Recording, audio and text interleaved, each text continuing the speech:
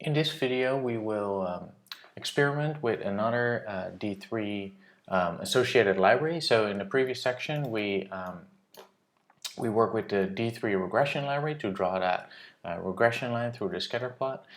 In this section, we are going to do something quite different.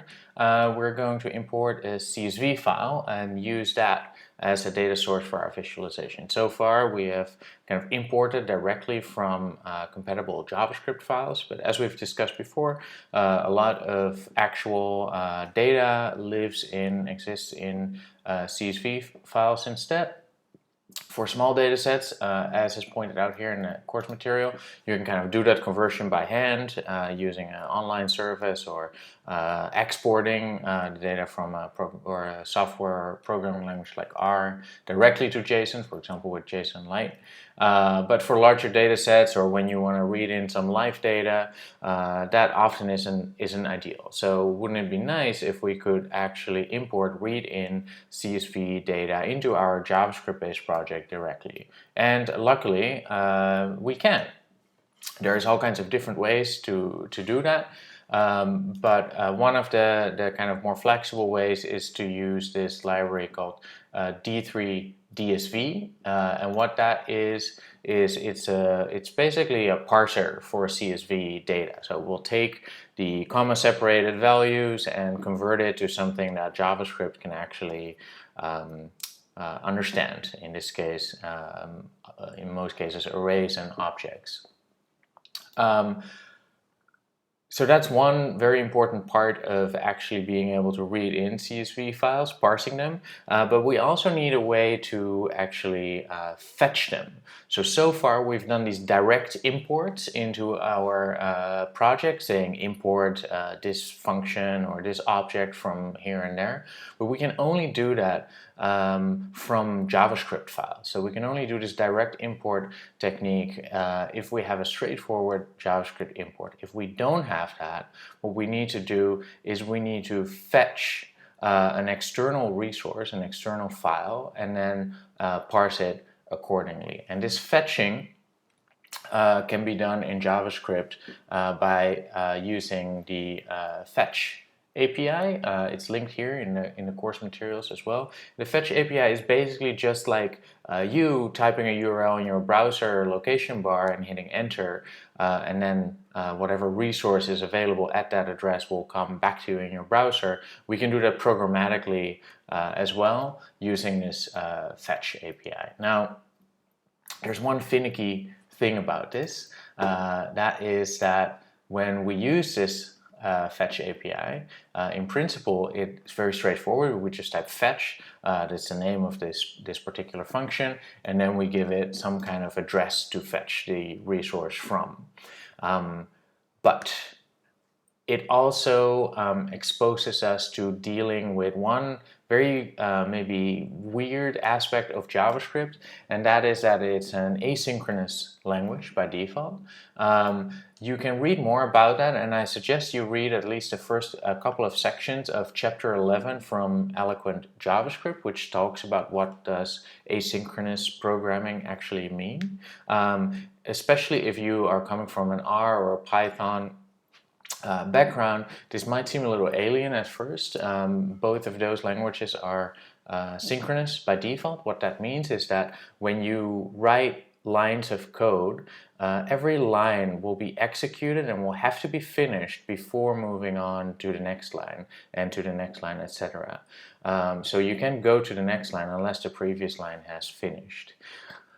That's for kind of data analysis scenarios the kind of ideal approach, but for some other scenarios that's not the ideal approach. And to alleviate that, we have another model basically of programming that's called asynchronous programming, and that's actually the dominant model in JavaScript. What this means is that we can actually start executing something on, let's say, line 1, but then we immediately move on to line 2 and start doing that, even though whatever we were doing on the first line isn't finished yet. That seems a little weird, right? And it's something you have to kind of wrap your head around because so far we've been kind of able to avoid that basically, but when we deal with fetching data, we can no longer avoid that. We're forced to deal with that, and that is because otherwise, if for example we would say fetch this data set on line 1 and we would do a whole bunch of other things on the subsequent lines, if we're still fetching that data set, let's say it's 100 megabytes or something like that, the browser would basically be completely preoccupied by fetching this data. It wouldn't be able to process any of the other subsequent things. So it would basically be just sitting there, and to the user it would look like the window, the application actually froze. And that's not something that we would want to do. What we actually want to do is we want to fetch that data, do that in the background. Meanwhile, maybe we can already do some other calculations. And when the data is finished, then we want to maybe update the visualization, etc. Now that type of functionality is built into this fetch function. By default, what we do is we execute fetch. It's asynchronous, so it will directly go on with the subsequent lines. We'll see in practice how that works in a little bit. And then we have this then method that we specify after fetch, and basically anything within this then function will only be executed once the fetching of the resource, in this case of this JSON file, was actually successful.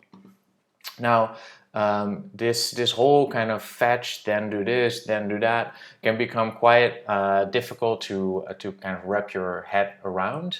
So to alleviate that a little bit more, we use a relatively new pattern that JavaScript offers, and that's what is called an asynchronous function.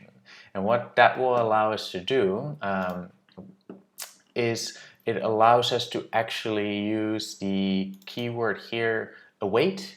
So we don't need to say, okay, do this, then do that, then do that. If we want to basically wait for an important resource, in our case, our data set is actually quite important because we need it to draw our visualization. We can just say await this fetching and then only then move on to, in this case, line 12. So this line 11 here has the await keyword. Whatever is behind it will have to get resolved, will have to finish before we move on to line 12.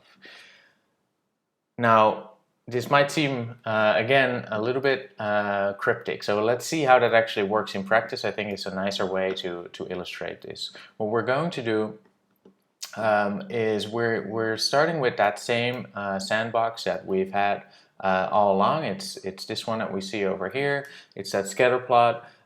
What we've done so far is we import the data directly from this data.js file. The goal here is to do very simple. We won't actually see any different results. All we're going to do is we're going to replace the direct import with fetching a CSV data set and then parsing that with the d3-dsv library.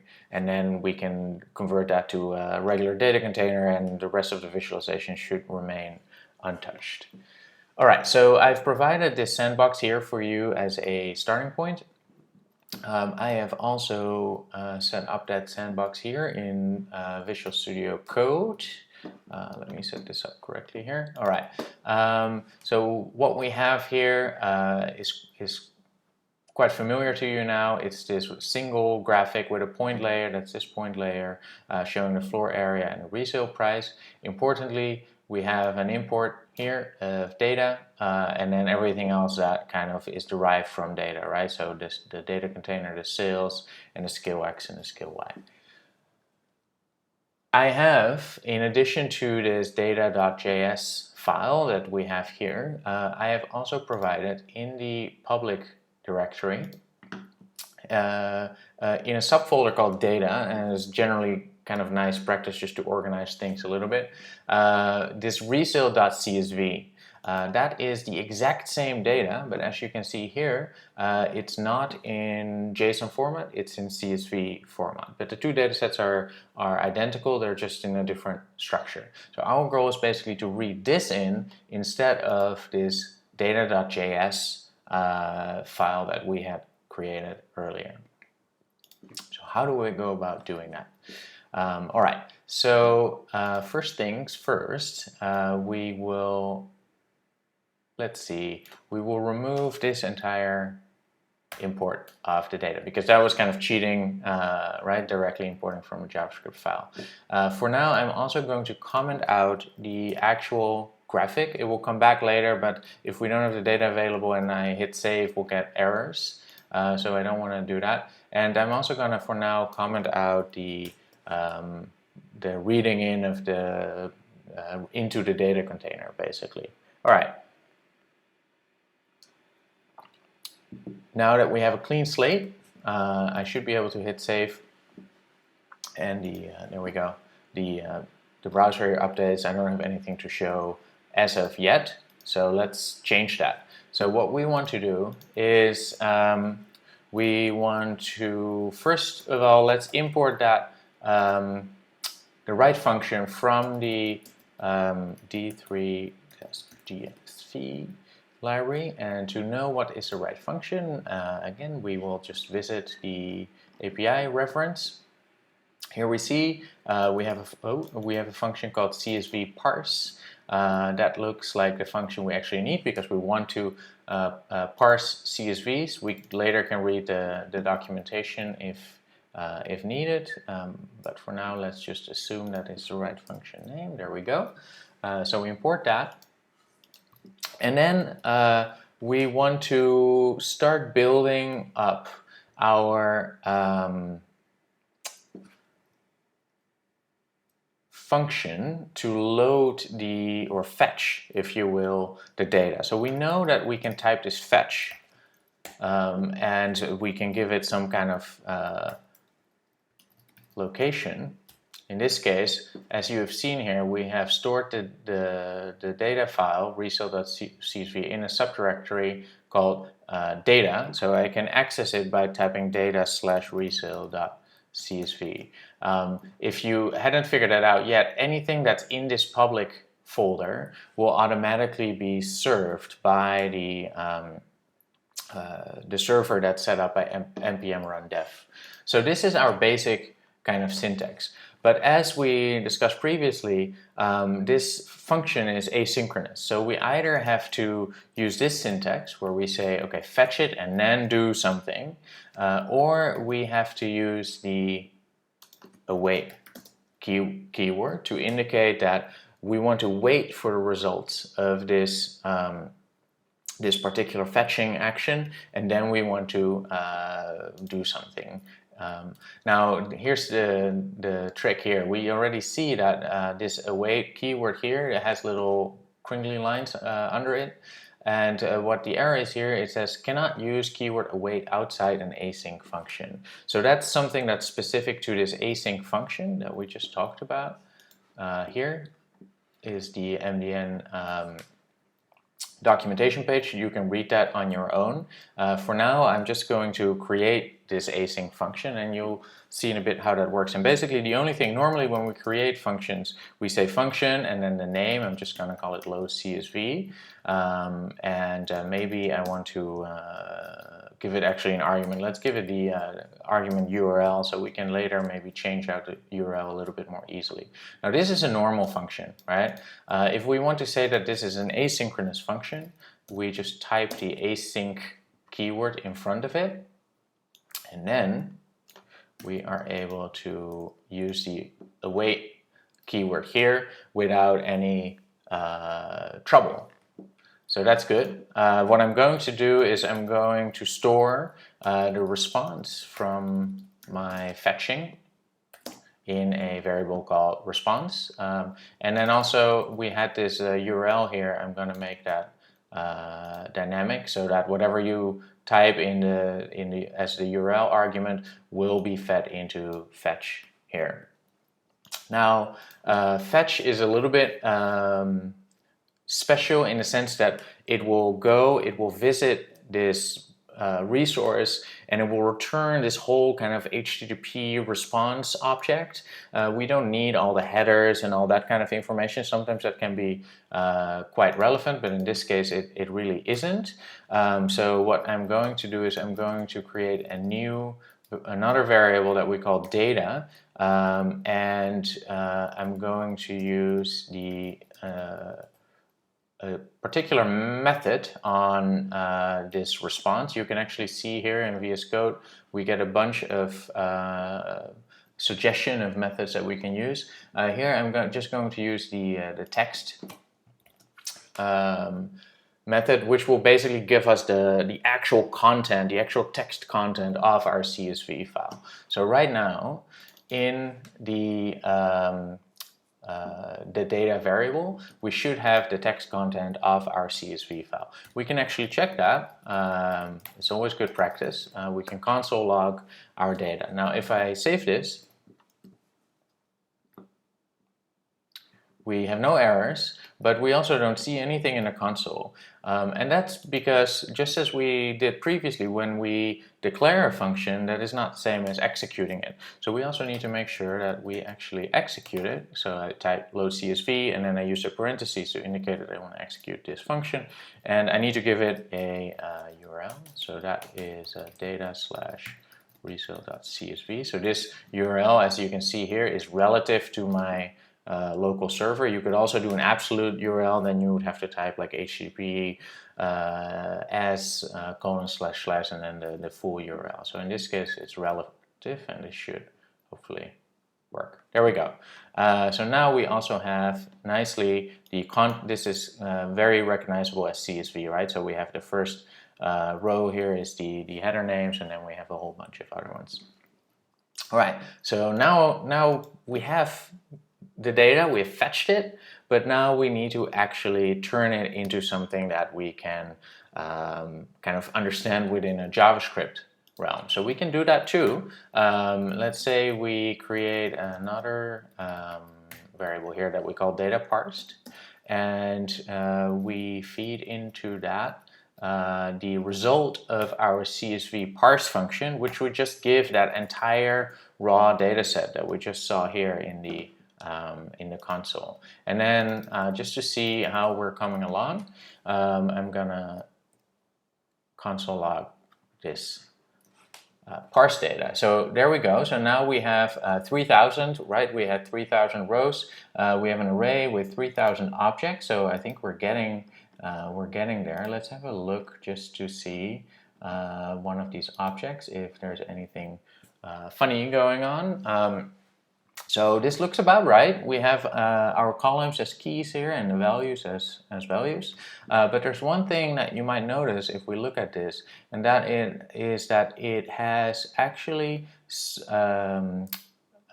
kept all of the integer values here, for example, like the years of the remaining lease and the actual resale price, as strings. You can recognize that from the double quotation marks. That's not great because ultimately we want to do this linear scaling, etc., and we need numeric data for that. So how can we make this CSV parse function a little bit smarter so that maybe it won't only parse the structure, but it will also look at kind of the type of the columns? And luckily, although perhaps not super surprising, there is a nice little utility for that that you can find in the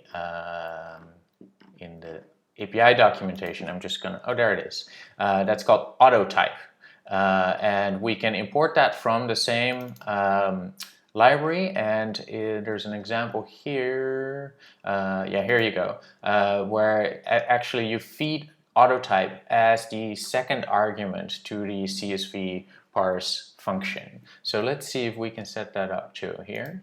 So again, I first need to import this kind of special autotype import from the d3-dsv package, and then I need to give that autotype thing to the CSV parse function as the second argument. And now, hopefully, our types, right, string, number, etc., should be automatically inferred. So let's see. Once we load this, and again I would need to open this up all the way. There we go. So now our month is actually a nice date format, and anything that's kind of close to a number is actually interpreted as a number. So that's good. That's perfect.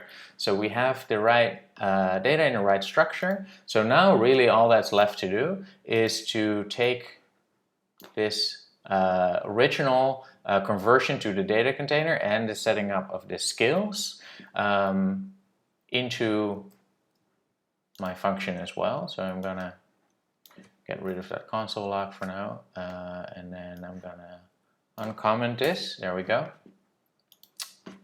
And here's a little bit of an iffy thing. Right now, all of these variables are declared within my function. So that means that they only really live inside of the scope of that function. The moment I'm outside of that function, they're no longer accessible. We don't want that, because ultimately we want to use the sales and the scale X in our graphic. So we need to have them accessible outside of the function. To do that, what I can do is I can actually declare them first. So anything that I want available outside of my function, I will declare here. So now these variables already exist, and then within the function I will do a new assignment to both sales and the two scales. So that should, if I now am outside of this function, I should have access to those. We can test that by actually uncommenting the original grammar of graphics kind of expression of our scatter plot. So let's find out. So we still have an error. Now, why could that be? What we see here is that we have this error cannot read property column of undefined. And what is happening here is that we have the sales data and the scale X and the scale Y. They're created at this point in time. They're undefined. They're only going to be defined after our data has fetched and processed, etc. But when we start building our DOM here with the graphic and the point layer, it doesn't wait for this asynchronous function to finish. So we'll start building immediately, and then we'll try to access this sales dataset here using the column method, and then here it says cannot read property column of undefined, and that's because right now sales is still undefined. So how do we actually solve that? And this is a pattern that's very common when we're dealing with asynchronous functions, because at some point we need to make sure that the data is actually there, that all the necessary ingredients have properly loaded, and then we start building something. And maybe until then we want to, for example, show a little loading spinner or something like that. There's a simple pattern that you could apply for this, and that's by specifying a variable that we call, let's say, done. You could call it progress or finished or something like that. We originally set that to false, and then only at the end of our data loading function we say done equals true, because now we're actually done with our data loading. And then this entire part of the visualization that depends on this particular data set, we can encapsulate that in an if block, and we just say if done, then visualize this and then close it.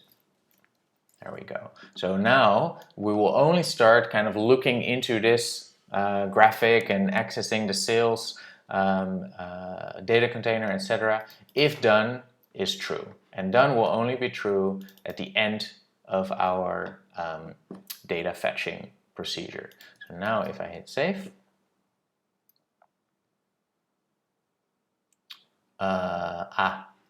we still have an error, and that's because I made a small mistake here earlier. Here you go. So we load the raw data. We then use d3-dsv, this CSV parse function, and store the results of that parsing in data parsed. And here I have said new data container based on data, but that was the unparsed data. So we just need to type data parsed. And then once we save, we have our scatter plot back. So it looks exactly the same, but the kind of data loading is completely different. So we no longer do a direct import from a JavaScript file, but we fetch data from some URL. In this case, it's a local URL, but it could be data that lives anywhere on the internet, and we use that to build our visualization. So it's a little bit more work, but as a result, you have a more flexible approach to data loading.